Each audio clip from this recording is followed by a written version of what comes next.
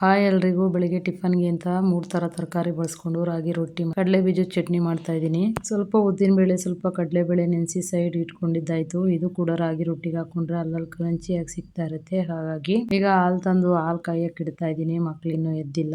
ಅದಾದ್ಮೇಲೆ ಇವಾಗ ರೊಟ್ಟಿಗೆ ಕಲಸಿಡೋಣ. ತರಕಾರಿ ಎಲ್ಲ ಹೆಚ್ಚಿ ರೆಡಿ ಮಾಡಿ ಇಟ್ಕೊಂಡಿದ್ದೆ ಅಲ್ವಾ ಮೊದ್ಲೇನೆ. ಅದಕ್ಕೆ 2 ಕಪ್ ರಾಗಿ ಇಟ್ಟು 1 ಕಪ್ ರವೆ ಹಾಕಿ, ಸ್ವಲ್ಪ ಖಾರದ ಪೌಡ್ರು, ಚಿಲ್ಲಿ ಫ್ಲೇಕ್ಸ್ ಮತ್ತೆ ಜೀರಿಗೆ, ಓಂ ಕಾಳು, ಬಿಳಿ ಎಳ್ಳನ್ನ ಹಾಕಿ ಕಲಸಿಟ್ಕೋಬೇಕು. ನೀಟಾಗಿ ಸ್ವಲ್ಪ ನೀರ್ ಹಾಕೊಂಡು ಕಲ್ಸ್ಕೊಬೇಕು. ಆಮೇಲೆ ಉದ್ದಿನ ಬೇಳೆ, ಕಡಲೆ ಬೇಳೆ ಏನ್ ನೆನ್ಸಿಟ್ಟಿದ್ವಿ ಅದು ಕೂಡ ಹಾಕೊಂಡು ಕಲ್ಸಿದೆಲ್ಲ ಆಯ್ತು. ಸೈಡ್ ಇಟ್ಕೊಳ್ಳೋಣ. ಈಗ ಚಟ್ನಿ ಮಾಡ್ಕೊಂಡ್ಬಿಡೋಣ. ಒಂದು ಪ್ಯಾನ್ ಇಟ್ಕೊಂಡು ಅದಕ್ಕೆ ಸ್ವಲ್ಪ ಕಡಲೆ ಬೀಜ ಹಾಕೊಂಡು ಚೆನ್ನಾಗಿ ಹುರ್ಕೊಂಡು ಸಿಪ್ಪೆ ತೆಗೆದು ಮಿಕ್ಸಿ ಜಾರ್ಗೆ ಹಾಕೊಂಡು ಅದಕ್ಕೆ ಉಪ್ಪು, ಹುಣಸೆ ಹಣ್ಣು, ಖಾರದ ಪುಡಿ ಮತ್ತೆ ಕೊತ್ತಂಬರಿ, ಬೆಳ್ಳುಳ್ಳಿ, ಶುಂಠಿ ಇಷ್ಟನ್ನು ಹಾಕಿ ಸ್ವಲ್ಪ ಲಾಸ್ಟ್ ಅಲ್ಲಿ ಕೊತ್ತಂಬರಿ ಮತ್ತೆ ಸ್ವಲ್ಪ ತೆಂಗಿನಕಾಯಿ ರುಬ್ಕೊಂಡ್ರೆ ಇನ್ನೂ ಚೆನ್ನಾಗಿರುತ್ತೆ. ಚಟ್ನಿ ಚೆನ್ನಾಗಿ ಬರುತ್ತೆ. ಇದು ಮುದ್ದೆಗೆ, ಅನ್ನಕ್ಕೆಲ್ಲ ಸೂಪರ್ ಆಗಿರುತ್ತೆ. ಮತ್ತೆ ಚಪಾತಿ ರೊಟ್ಟಿಗೂ ಕೂಡ ಚೆನ್ನಾಗಿರುತ್ತೆ. ಈಗ ನೋಡಿ ಲಾಸ್ಟ್ ಅಲ್ಲಿ ತೆಂಗಿನಕಾಯಿ ಹಾಕಿ ರುಬ್ಕೊಂಡ್ ಬರ್ತಾ ಇದೀನಿ. ರುಬ್ಬಿದೆಲ್ಲ ಆಯ್ತು. ಅದಾದ್ಮೇಲೆ ಹೆಂಚಿಟ್ಕೊಂಡು ರೊಟ್ಟಿ ತಟ್ಕೊಳ್ಬೇಕು. ಅಂದ್ರೆ ಯಾವಾಗ್ಲೇ ಕಲ್ಸಿಟ್ಟಿದ್ವಲ್ವ ರೊಟ್ಟಿ, ಅದನ್ನ ತಟ್ಕೊಳ್ಬೇಕು. ಬಿಸಿ ತಾಗ್ತಾ ಇರುತ್ತೆ. ಸಣ್ಣಗೆ ಇಟ್ಕೊಂಡು ಲೋ ಫ್ಲೇಮ್ ನಲ್ಲಿ ಇಟ್ಕೊಂಡು ತಟ್ಕೊಬೇಕು. ಇವಾಗ ಬಾಕ್ಸ್ಗೆಲ್ಲ ಹಾಕಿ ಆಮೇಲೆ ಹೊಸ್ಲೆಲ್ಲ ತೊಳೆದು ಕುಂಕುಮ ಇಟ್ಟು ರಂಗೋಲಿ ಬಿಟ್ಟು ನೆಕ್ಸ್ಟ್